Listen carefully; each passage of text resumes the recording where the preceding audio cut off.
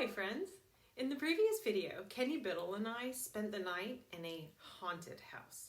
We had a great conversation about the difference between ghost hunting and what he does as a paranormal investigator. I'm sure everyone is on the edge of their seats. Did we see ghosts? And why do some who stay in the house report experiencing paranormal activity? Kenny and I will discuss that and more in this follow-up interview. Oh, and you'll definitely want to watch all the way to the end for the bloopers reel.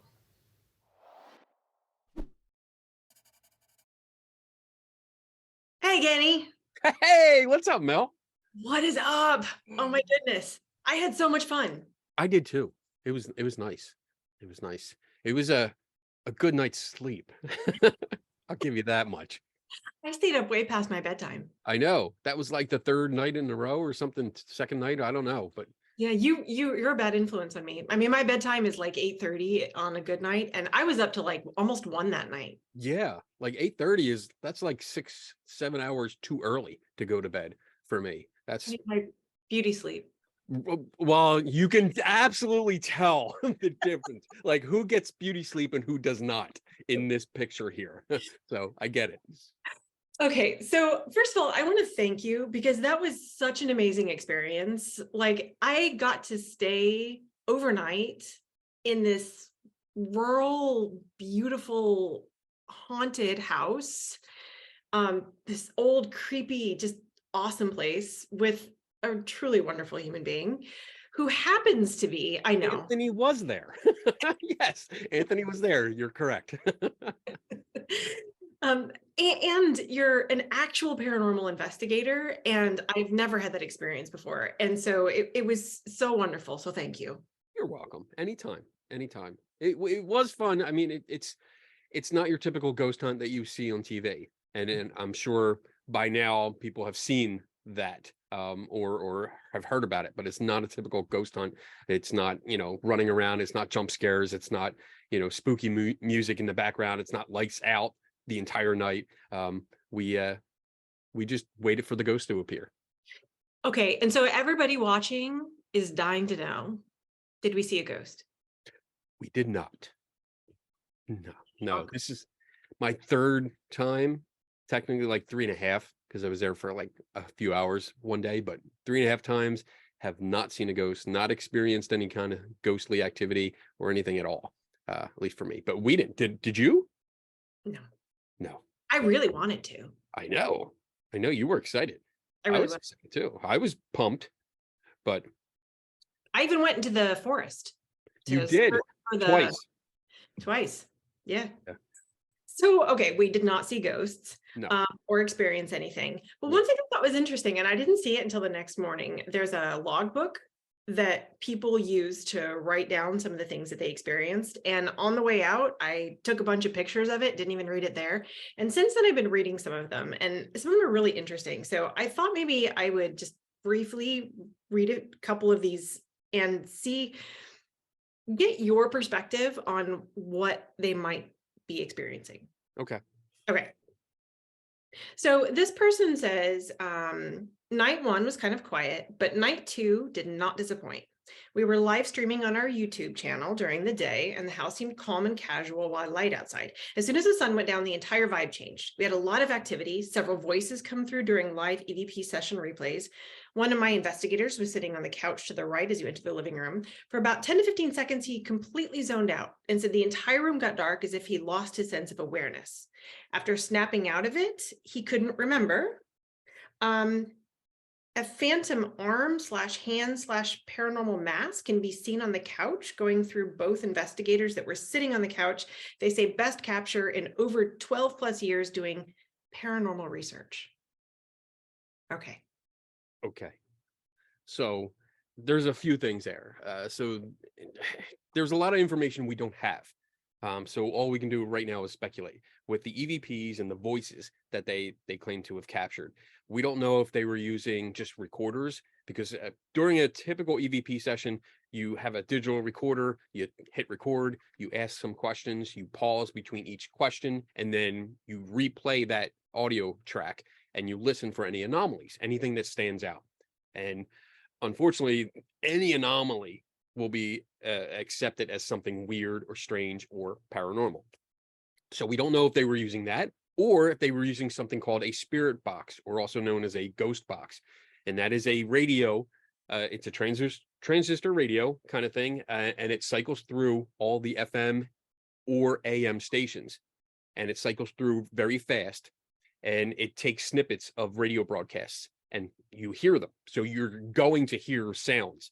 You're going to hear news broadcasts. You're going to hear commercials. You're going to hear music. You're going to hear sports. Anything that plays on the radio, you're going to hear a snippet of it. So you can get names, dates, numbers, furniture, places, times, events, whatever can come across that. Wait, the point of that is are the spirits supposedly communicating through that by landing on certain stations? The idea is vague. It really depends on who you talk to, but basically the general idea is that ghosts can manipulate the way the radio plays these stations. And that's pretty much it. Like, and you can tweak it as you want, but basically the ghost controls how the radio frequencies are, which is just I can't put it any other way except that's ridiculous. That's reaching, and you're trying to fit this square peg in a round hole. That's what's going on here. And so we don't know what they're using here. And if they're using the radio that scans through the frequencies, yes, you're going to get a whole bunch of noises. You're going to get sounds. You're going to get, because when you ask a question like, what's your name? That opens it up to almost anything. You can get something that sounds like a name. You can get part of a name that actually comes across the radio, but it's part of the broadcast, not a spirit talking to you. And if they're also just using the method of just using a recorder and nothing else, then any noises like a chair moving, someone's stomach rumbling, friction from somebody moving, just their clothing on the couch or the chairs or the table or whatever, can cause these little tiny noises, and they can be interpreted sometimes as a voice. Because they don't realize that those kinds of sounds are being made as they're recording the video. Right. Right. Yeah, right. So afterwards, they didn't hear that they rustled a little bit, but then on the recording, okay, interesting. Yeah. So I have other things here about like somebody claimed to have seen a couple of children by the pond. Okay. So maybe they did. I mean, again, this is the problem with these stories is that we don't know, we weren't there. So we don't know all the details going on, and we don't know where these ghost hunters saw the kids from.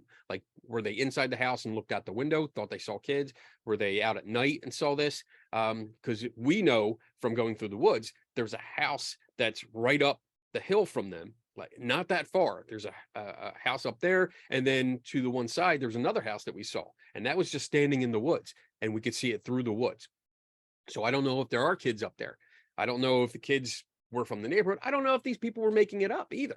And I'm not saying that everybody makes it up, but that is a possibility we have to consider, because yes, people make stuff up and they hoax things, or they make it up because they have that need. They have to fulfill that need because they're out there and they're expecting something. People are expecting it from them. And sometimes people give in and they say, oh yeah, we experienced this and that. And they really didn't. Yeah, that's interesting. When I teach my students about why anecdotal evidence is unreliable, the first thing is that people can lie, right? And we want to assume people are telling the truth, but we do know people can lie, right? Yeah. But they can also misperceive their experiences. And you said something interesting there, which was, you said expect. And as I was going through these journal entries. Yeah, I got a lot of that kind of like, this person says, I was feeling extremely unsettled to the point where I couldn't walk further. We then heard footsteps running to us. And we know that the human brain can, if you expect to see hauntings or to experience these things, that maybe they actually did feel like they couldn't move. And maybe they actually did hear things, but it was all something that their brain was doing to them, and they weren't aware of it. Right. Well, those books are there for everyone to read, and everyone fills them out. We filled them out, but people read them. And every time I've been there, that's one of the first things people do. They sit down, they read that. So now you're in the world of priming. Yeah. The people are primed right from the start. First, they're primed because they already know the place is haunted. They're excited. That's why they're there.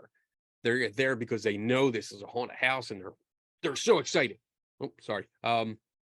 But when they get there and they start reading the stories, now it's like, well, wow, all these people have had these experiences and they know exactly what room now. So they know what to expect, not only in the house, but in each section of the house. Now they have these stories. So this priming becomes expectations, and you expect to feel like an older woman in this one. You expect to see a young boy in this room. You expect to see kids outside because it's all part of the history, and the stories that have been told over and over again. I have this funny meme I show my students when I talk about priming, and it says something to the effect of um, if you're alone at night in like the forest and you've been watching a nature documentary and you hear a sound outside, you're like, oh hey, that's an animal. But if Yes. you're watching a horror movie, it's like, ah, it's Jason. Yep. That's exactly what it is. And I mean, anyone watching this can probably relate that when you watch a horror movie, even on TV, like later that night when the lights go off and you're in bed, you hear a noise, you hear the floor creak or something, and you're like, what's that? What's that? Your hand reaches for the baseball bat, in the corner, the big 2x4 you might have in a different room, and you're looking around. I mean, it's that expectation. It creates that expectation, and your perception is modified after seeing that movie because you're all hyped up on that scary stuff. And the same thing happens when you're in a haunted house. You said something else that you mentioned during the interview, which was about the stories. Because when you said you went ghost hunting earlier, you thought you were investigating, but actually what you were doing was indulging in stories, and then like digging into the stories, trying to add to the stories instead of trying to figure out what was true in them. And I'm wondering if you can maybe tie that into what we were just talking about. Oh, I mean, I played along. I heard the ghost story, and exactly what I see a lot of people do now when they read those stories in those journal books, they become part of the narrative. They become part of the story because they go in and they expect to have an experience here and there. And I was doing the same thing. I expected to have it, and any little thing that was like an inkling of, oh, I might have seen a shadow. I might feel a cold, a little chill. I related that to, this is the story. This is part of the story. This is what I've read happens. It's happening to me right now. And I'm just going to ride the wave all the way through and enjoy it. And if I embellish it, I embellish it because that's what we do. We embellish it because when we retell that story, we want it to sound better. Yes, it grows over time. Every time we tell it, we tell it more dramatically. And something like when you describe something about like, oh, I had a cold feeling.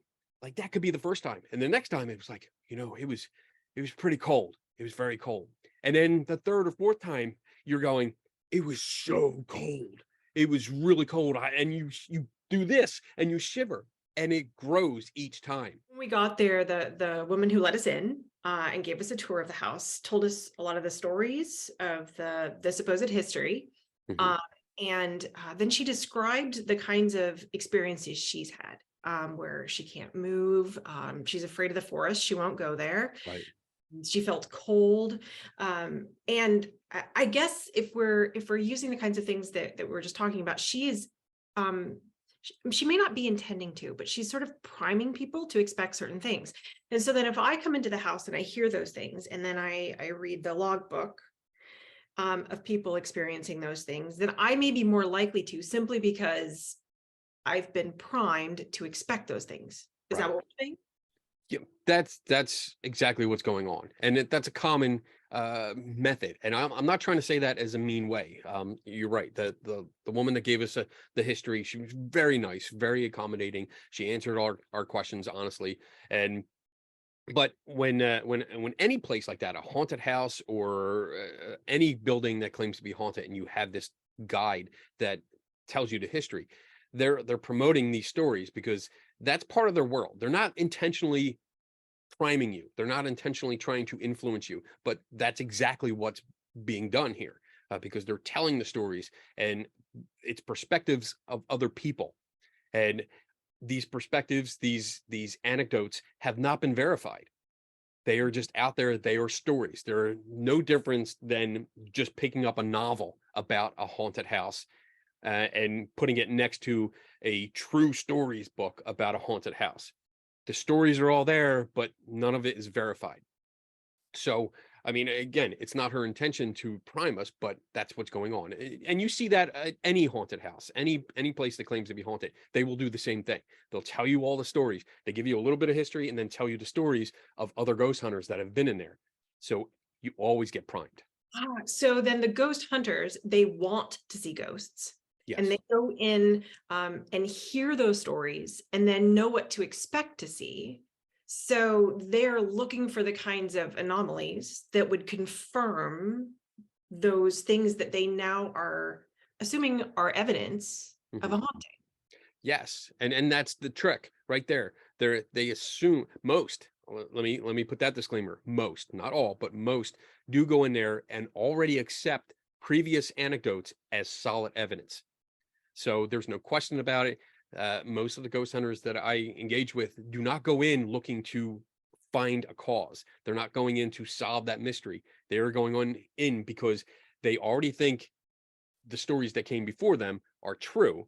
They want the same experience. They want to record that same experience in order to show the world via Facebook and Twitter and YouTube rather than the scientific community.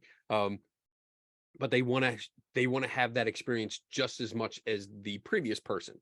There is no, hey, let's try to figure out what caused that.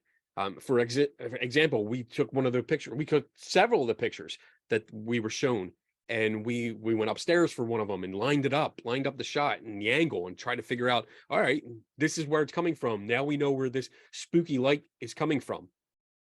We took another picture that they showed us, and we lined it up. We stood up, turned around, and looked because the scene was where we were sitting. Yes. And we were able to figure out what the anomaly was in the photo just by trying to figure out the source. You just made my mind do this because, yeah, I always teach my students that in science, we're not trying to confirm what we think is true. What we try and do is disconfirm what we think is true. So if I think that this is causing this, I need to go out and test that and see if I can prove it wrong. If I can't prove it wrong, then I'm more likely to be right. Right. So the ghost hunters are going in and they're looking for evidence that confirms what they think is true. To them, it's an investigation because it's like, I'm looking for these things that support the haunting. Right. As opposed to, I heard that noise. Let's not assume it's a ghost. What might be causing that? Right. I see a photo and it looks like a shadow of a human head, but what else might it be? Okay, it's probably this lamp.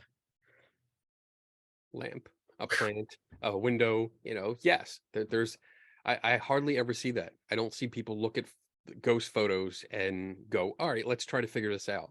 It's, oh, that's cool. Oh, look at that. All right, cool. And then it's later on that night that they remember the photo and they're trying to get the pictures too. So not trying to recreate it to find out what the cause was. They're trying to get pictures that look like that. And like, oh, hopefully we'll get an orb or, a streak of light or maybe an apparition, a shadow person. They're trying to get the same kind of pictures. So they're taking pictures of the same area, but not trying to figure out what caused the original. I think it's probably suspect that a lot of these ghosts, not a lot, like basically all of them happen in the dark. Yeah, Why do we go for a ghost hunt at 1:00 in the afternoon? Like, hey, let's go on a picnic. Everything is light outside, so let's go do this.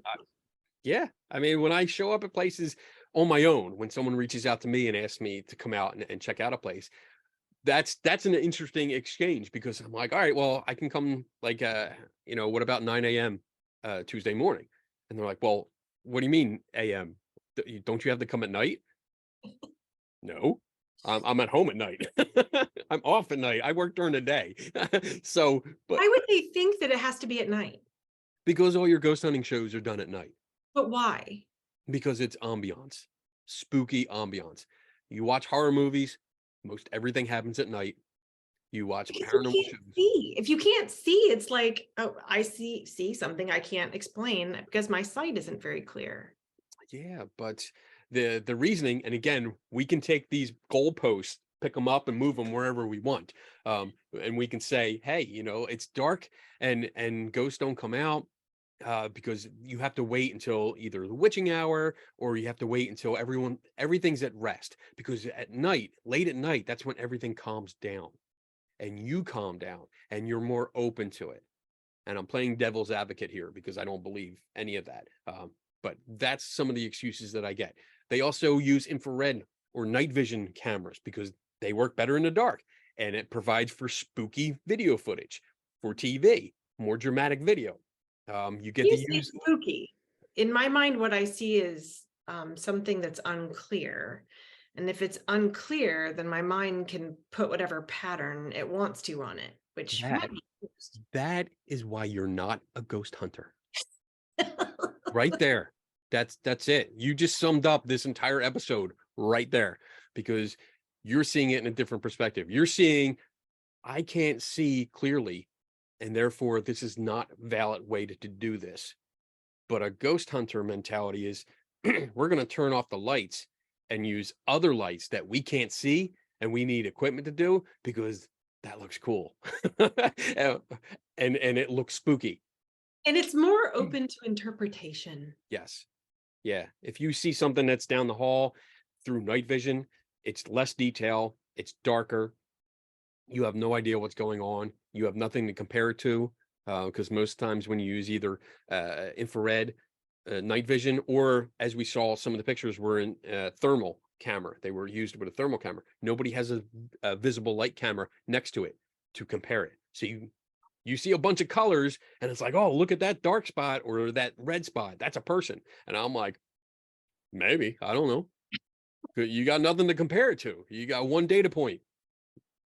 What else you got? So when I teach my students about skepticism, I know that word gets thrown around a lot and misused, quite frankly.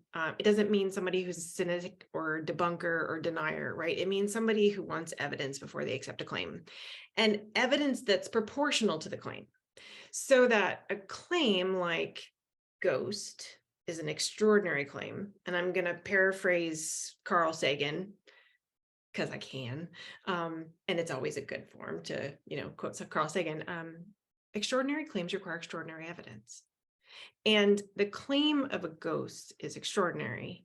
And the evidence so far is like something I can't explain, or something that can't be repeated, or something that's just blurry and in the dark, which to me isn't quite sufficient to establish the truth of the existence of ghosts.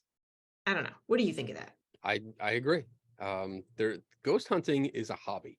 It is not a scientific discipline. It is not a proper method of investigation. It's a hobby. It's something friends do on the weekends and hang out and have fun and scare themselves. And I'm not trying to be insulting, because if ghost hunters watch this, they're going to be like, well, that's not me. I'm serious and stuff. And honestly, when it comes to science, and many of them do claim to be scientific, they are not. And that's the bottom line. They are not. And skepticism is something, for me, it's the most simple explanation of skepticism is I have doubts and I want more evidence. I want to confirm this myself, and see what's going on, because we're not always right. We all make mistakes. And for someone that calls themselves a ghost hunter and they go into a haunted place and they bring out all this evidence, and that's the phrase, I have all this evidence, I don't believe you. I'm not going to believe you. And it's not because I think you're, an idiot. That's not the case. I don't think you're crazy. I think you have beliefs, but I want to see it first. Let's confirm it. So I have doubts. Let's confirm it, because maybe you made a mistake. Yeah. Simple as that. You just said something there. So I say a lot of things. No, it's true. And there was something else in there. I went, oh, what I love about your perspective, Kenny, is that you were a ghost hunter. So you actually know what that feels like, right? And you've gone through that transition to something else. So when you say that's what ghost hunters do, because that's what you were doing. That's what I did. I did all this, all the stuff that I talk about when I say ghost hunters do this, ghost hunters do that. I did it. I did it all. From mistaking little dust particles as orbs of light, to embellishing stories because I want it to be more dramatic, because you get that spotlight and you think, oh, this is so nice, I want it more. People pay attention to you, and it's easy to embellish things, to telling homeowners that they have a ghost because I don't know how to use the equipment that I'm bringing in to look like I'm being scientific, but yet I'm going to interpret it as an expert and tell a homeowner if their house is haunted. I did all that, and that was wrong. That was completely wrong. And I screwed up people's lives because of it. So now I'm doing my best to fix that. That was beautiful. I know. Cut, print, write the check. It's in the mail. Okay, well, on that note, Kenny, thank you so much for the whole experience. It was awesome, and you're awesome, and I just love you like a brother. Aw, thanks, sis. It's awesome. And my pleasure. Anytime you want to do it again, just let me know. And anytime you need help, just give me a call. Awesome. Well, thank you. You're welcome. For those of you who are still here, they're outtakes. Yes. Lots of outtakes. So I just want to warn everyone at home watching this. This is the blooper reel. This is the beginning of it. So enjoy. I hope you laugh. Superstar.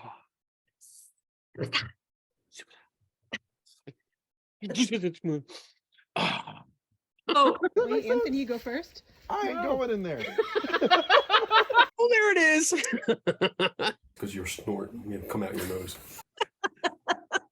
Anthony, add sound effects. On the Put my gimple. finger. That is. What the hell are they doing?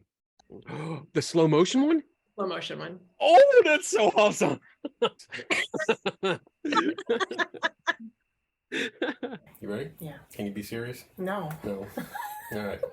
Make friends. Did you see that? I'm doing my best to fix that. That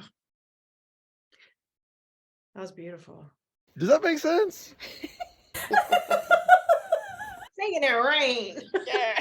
As long as I print it myself. Can you be serious? No. No. You were my brother. Cut, print, write the check. It's in the mail.